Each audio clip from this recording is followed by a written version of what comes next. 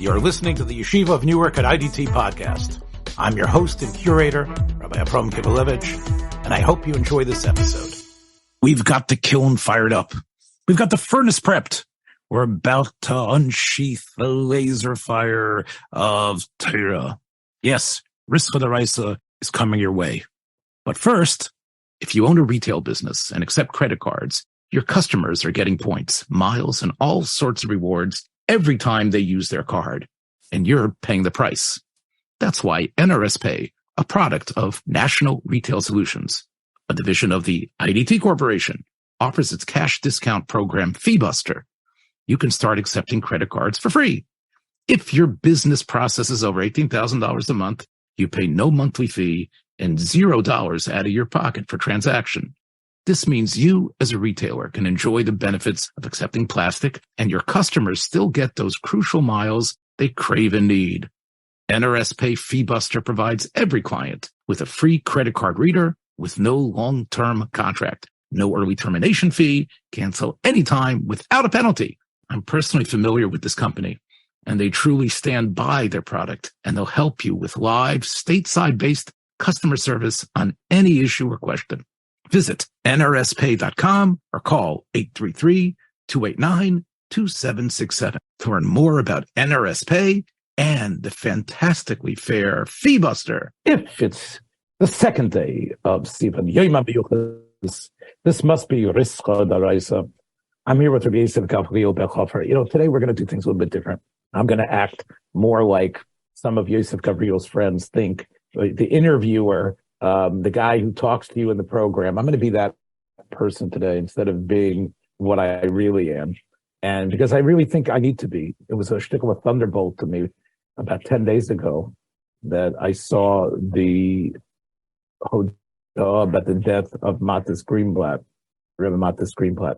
Matis Greenblatt was someone who I think changed in many ways the level, the tone, the content of the conversation in terms of Jewish Orthodox thinking about hashkafa, about halacha.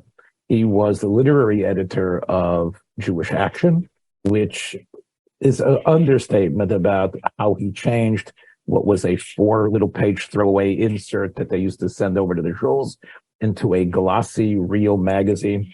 Jewish Action was, especially the way Matis was able to reestablish it and be able to basically form it and be the driving force. In television terms, he would say he was the showrunner.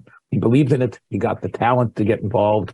And throughout the years that he served till 2014, however many times it came out, you knew that you would get in every issue at least 2 or 3 quality-laden essays that would actually not preach to you. There would not be, it wasn't just some pedagogic excuse to tell people how to act for them. It was actually, it would actually stir ideas. He was willing to go out on a limb in so many ways, whether it was about re-examining the Maral. I can just tell you that Rav Yosef and I started our connection with him about the same time. I have tremendous charata that I did not continue the way Rav Yosef did. I'm not going to say that I'm so overwhelmed by what you contributed all the time, but he was out there trying to get young talent, trying to get people involved. He was really the consummate editor and friend. And I know that you saw in him a kindred spirit, and you were an important person in terms of contributing. So talk a little bit about your connection to Matis Greenblatt and in the way you see his importance. My first contribution was a letter to the editor, which I wrote in response to Schubert Spiro's review of Rabbi Norman Lamb's Torah Lishma. And he was incredibly, and it was a long letter, and it turned into a significant issue with the review. It was a long letter, and he helped me say things which, in a way which I probably would not have come to on my own. I definitely would not have come to my own because he edited the letter after I wrote it. And it was exchange of ideas concerning what means, what's Torah Mada, what's Torah Derech Eretz, and his own insights, which were extraordinarily broad, diverse, and profound. which helped me to hone that letter. Later, I had many, many experiences with him, and I wanted to say over two very interesting ones. Now, before you go, I just want to highlight how unique that was. Because normally, this was not going to be a feature article. This was a letter to the editor. And what he wanted to do was, instead of chop it up and present it in his own way, he worked with you to help fine-tune your letter. And there's many people who write letters to whatever magazine it is, and the editorial board reserves the right to basically, edit it and chop it up. He respected you. You were a young person, but he knew that you had something, a Talmud Chacham, and he wanted to work with you. He wanted it to be you, and he wanted you to be happy with it, and he wanted to help you formulate your thoughts in a way that they would be a Dover Miskabel, even though it was just in the letter section of the magazine. And I think and that is really something incredible, really incredible. I want to show one thing that shows the pressures he faced and what he had to deal with in his efforts to put out quality product dealing with the powers that be, is that he asked me once to write a review article about 3 Sfarim about Rabbi Yosher, and one of them was the Nefesh Harav. And I wrote there in the article that there are 3 controversial things which one should highlight, which perhaps are not in line with what is standard. The first one I wrote was kind of like a throwaway one, which is that Rabbi Chaim Brisker held that if you didn't say Yalav Yavo and Shachris on Rosh Chodesh, if you daven Musaf in the same Maimon, you don't repeat Shachris over again. So because the Musaf mentioning Yalav Yavo is part of the same, I guess, Hefts of Tefillah, that already is enough to retroactively make your Tefillah good, even though you didn't mention Yalav Yavo explicitly. The next one was that Nefesh Rabbis brought down that women of Pidin have to cover their hair. And the third one, which I brought down, was that the Rav held that l'chatchila schools should be separated into their genders, not like Maimonides in Boston, which is mixed. That was not l'chatchila. L'chatchila, there should be separate schools. And Matis felt very strongly that he could not publish that as is, because he had it would cause tremendous pushback from his administration. And in the end, he suggested I take out those lines, but I didn't want to take them out. In the end, he didn't publish it.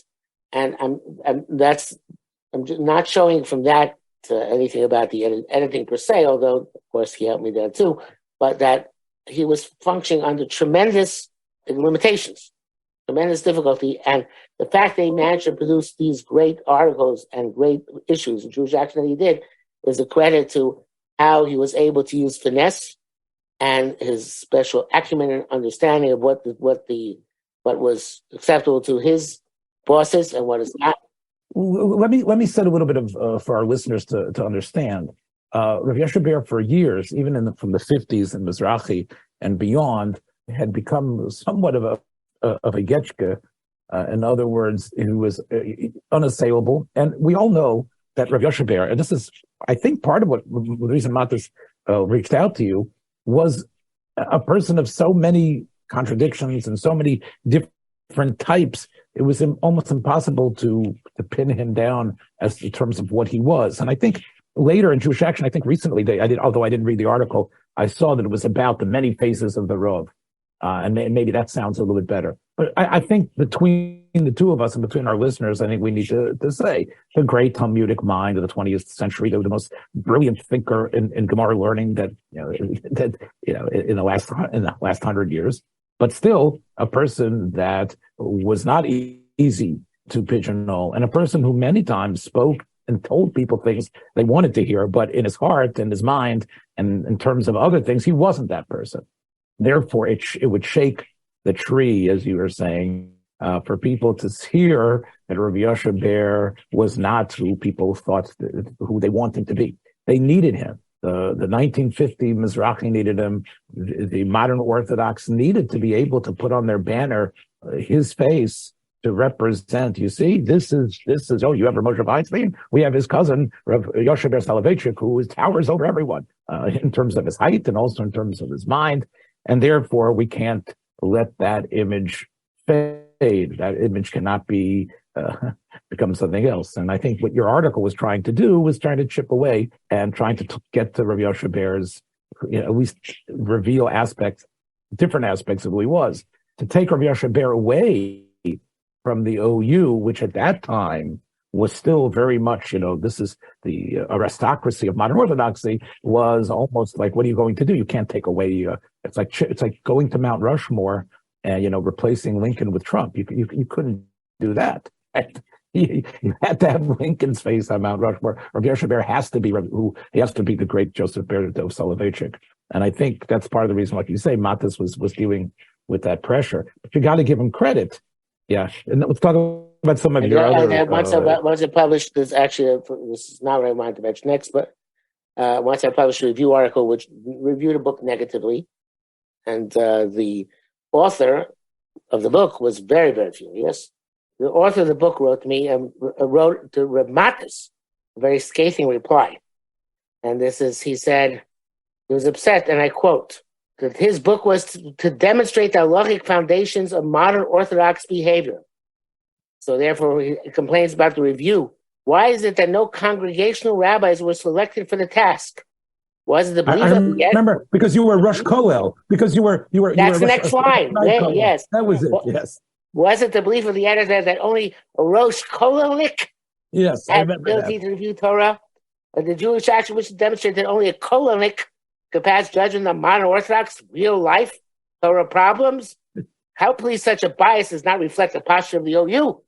Boy, you know what? Once again, I mean, this guy was a snake, because here he was, instead of trying to respond to your points, what he did was he turned it into a political thing, where now the critic is really guilty. Like, always blame the other guy for being a politician, right? The critic is really guilty because he's just kowtowing to trying to push the modern Orthodox guy and the hegemony of the Kollel guys over everything, right? Okay.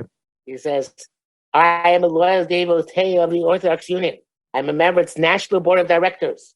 I was the first recipient of whatever rabbinic award, a former chairman of a national dinner, and former program chairman of a national convention, formerly also chairman of its publications. So I am no newcomer to its cause. My concern is to enhance the stature of the OU.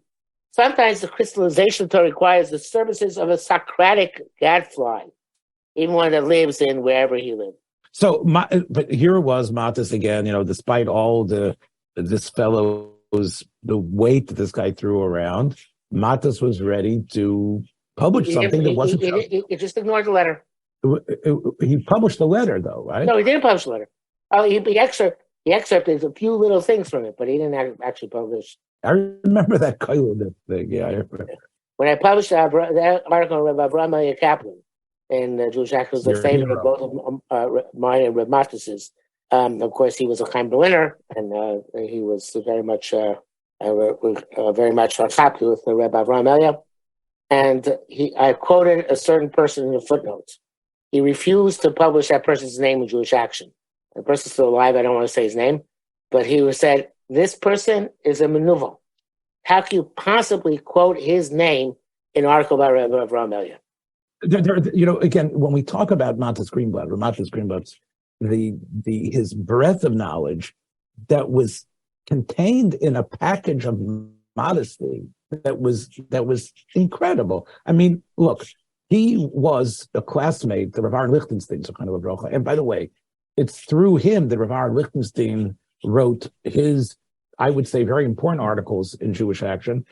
And it was through the Matis Greenblatt Rav Aaron Lichtenstein connection that Rav Aaron Lichtenstein, after the Rav's death, was really reintroduced to the American world, because he was in Eretz Yisrael doing his thing, as a major thinker and also a major Yoreh Shamayim and a medactic b'mitzvahs. I mean, Matis was responsible in many ways for giving the modern Orthodox community another tzaddik, another person who they could look up to and emulate, not just use as a cudgel to say, oh, we've got Rav Aaron Lichtenstein. They could actually be inspired by Rav Aaron Lichtenstein and what he stood for and the life that he led and what he was about. And I think that's, again, Rav Aaron Lichtenstein, B'teva would not have had an interest in doing that, I think he was responding to Matis Greenblatt's reaching out to him. But my point is, he was many years older than both of us. And I remember when he called, I thought he was just like my age, right? Like, I go, maybe 5-10 years older. And he wanted me to review 3 Sfarim of Rav Kook. And I told him that, I told him at the time that you wanted me to review Einayah? You wanted me to review this book? I said, I agree that I love the Sefer, but I need to, and there was also other new ksavim that came out, maybe it was Shemoneh Kavotzim or something that my friend Rabbi Zatzal had published, and he wanted me to review these books. And I said, I believe to be a book reviewer, you need to be an expert in the complete urva of that person. I said, Rav Kook, I can tell you what I think about these pieces, but how could I honestly review them? Because there's so much of Rav Kook that I have not yet learned and don't even understand to be able to put this into perspective. I think he respected that, but he still encouraged me to do it anyway.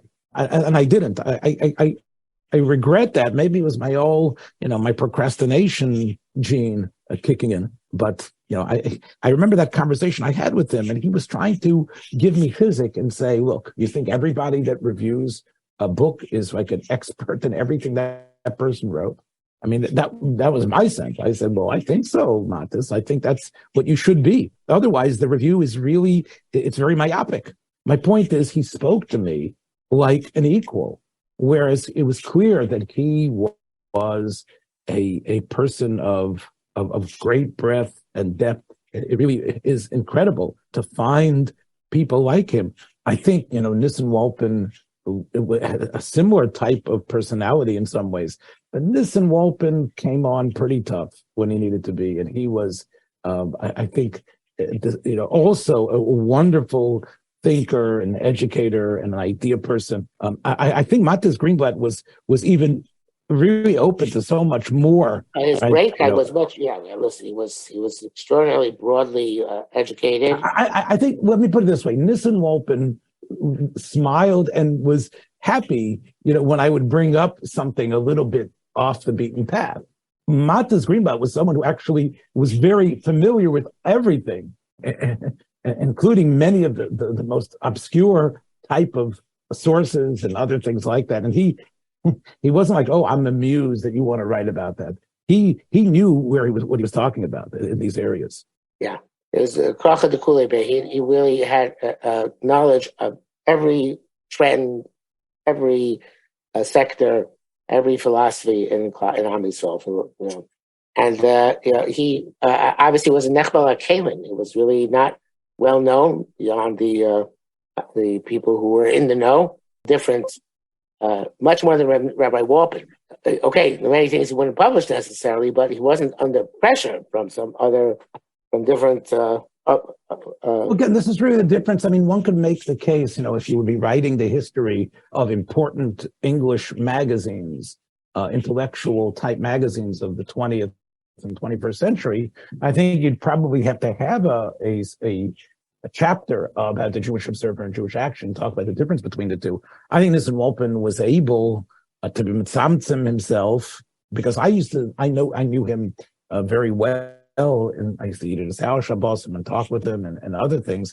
And he knew that he had to work for the Aguda. I think he still was willing to, in a very chochmedic way, open up the magazine to other types of ideas, pushing it not just a little bit. Look, sort of, in the way Rav Buman would have done.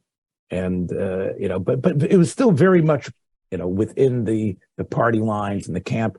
I mean, witness what happened when the Mendelssohn article came out that my friend Avi Shafford wrote. They had to do mea culpas ad lev hashamayim for even writing it. I mean the Novominskers and others. Boy, they took a giant-sized bat and was going to hack it to pieces. Jewish Action would never have had that problem. One of the things I thought was again, I didn't go through the magazine. I'm sorry. But I know that they decided, and I think in this way they were different than the Jewish Observer. They were willing to have a number of different voices about a topic. I think they still did that. Didn't you contribute to the Chaim Kanievsky Memorial magazine? Yes, that was after Matos. I know Matos was gone. I understand, but I'm saying he was able to establish the 400th anniversary of the Maral's death. Okay, so we're going to have many articles about the Maral, and it's from different type of writers and from people with different types of perspectives. And I think that this type of symposium, that's what the magazine would be. It wouldn't just be like, like Olamenu, like, okay, here's your one view, and that's what it's going to be, which is still the case in many, Jewish publications. He was willing to have somewhat of a multiplicity of voices and perspectives. Yes, they were technically dealing with different aspects, but I think that was something that speaks to what I believe is real learning and real discussion, and let the reader come to conclusions based on the various ideas that they were seeing there. Look, the Jewish Action is always playing catch up. Nobody wants to spend money on something. They're always giving away. Didn't they give away at least one or two for free per year, right? Yeah, and every show they have many free copies. Right. So again, unlike other magazines like Mishpach and other things that they've got thousands and thousands of paid subscribers. Jewish Action, because they were backed by the OU felt they had to in many ways give these free copies away, and I think that in a way popularized it, spread it to many areas. But I'm not exactly sure if it was always good for the brand or not. We talk about Matis. We don't know exactly how old he was, but where Matis was, that clearly past Gvuros. We understand that. I know that he has not been well over the last couple of years. There are tributes. The tributes to him, I think, are quite paltry from what I've seen. And I'm very surprised about it, to tell you the truth. I mean, here we are 10 days after his patir. I haven't seen, major tributes coming out to him, which I think are definitely deserved. Because in so many ways, I think, I'll tell you just from BDD, my daughter, when I bring in Mishpacha and Ami every Yontif, she has a field day laughing and taking apart. And Bina, I mean, she's wonderfully, critical and showing, she says, well, Jewish Action, that's the one that, she can read and look into. And I think there's many young men and women like her that Jewish Action fills a very important need. Not everybody can spend, 3 hours reading, a Hakira article about Ramesha Soloveitchik, proto-history before he came to Yeshiva University. There's a talent, I think, Matis Greenblatt embodied, which was having something that can be read in one sitting, but leave the reader with a real difference, a sense of wonderment that he did not know before. And I don't know if Matis worked with you on all your footnotes or not, but I think that's he did. Yeah, Baruch B'Chaktana. So I think that's also, incredible. You could always leave the magazine around and go back and see the notes that could take you for further learning and understanding. I think, the YU's go-to that they put out, I think in many ways owes a lot to Jewish Action and what Matis Greenblatt was poil. It's really, obviously, they tried to fill the vacuum afterward. And I suppose Matis was probably happy with it. It seems, and again, I only say this as a person who's had family members who have been suffering the same way. There are a number of very heart-wrenching videos of Matis's family singing with him together, singing the Karl. We should mention that Matis was, besides being about his last years, he also had the tragedy of losing a child in a house fire. Yep. Yeah, so he was a woman beast, and I think it was great. I think it was a tzaddik, without doubt. Yeah, and again, if anybody really, needs some hisayrus, and again, we talk about Hirurei Tshuva before. Shavuos is also a Yom Adin. You can see some of the videos of Matis surrounded by his loving family, singing the Gunim, and despite his clearly diminished physical state, joining in with them, singing. And I think it was probably videos that were made for his grandchildren we're here in America. They call it Singing with Saba. It's in a public domain. It's in public on YouTube. So I mentioned that, and I think one can be misled by Mattis's strength, his participation, despite everything that, the physical externality, you can see and be moved by his power, the power of his soul, the purity of his soul. Someone that was really a tremendous Aveda. His chuyas are legion, whether it's the modern Orthodox, and even I think the yeshiva Welt, who have to begrudgingly pick up the magazine and see, hey, here's another point of view. Here's something that we can't dismiss. And maybe even he has those chus and Gan Eden of giving Rabbi Gavriel Bechofer some of his first English stages to be able to wow the world. That's definitely that letter to the editor was my beginning. Yes, and from there it was. From there was that review. There was no stopping him. So I forgive you, Rav Mattis, and your Gan Eden for that. I know that you were monster. I know that you were mechaven with Tayyid, and I know that you tried very much to, in your way. You mechaven me in the right way. I'm going to try to continue your work to keep Rabbi Yosef Gavriel letting his own ego get in his own way, but we shall see what we can. But really, obviously, we at Rischa extend the nechamas to all of the immediate family. It was a tzaddik, and tizichrei baruch. Be well, guys. We'll see everybody after Yom Tov. Take care. Thanks for joining us for another episode from the Yeshiva of Newark at IDT Podcast. Be sure to subscribe on your favorite podcast app so you don't miss a single episode.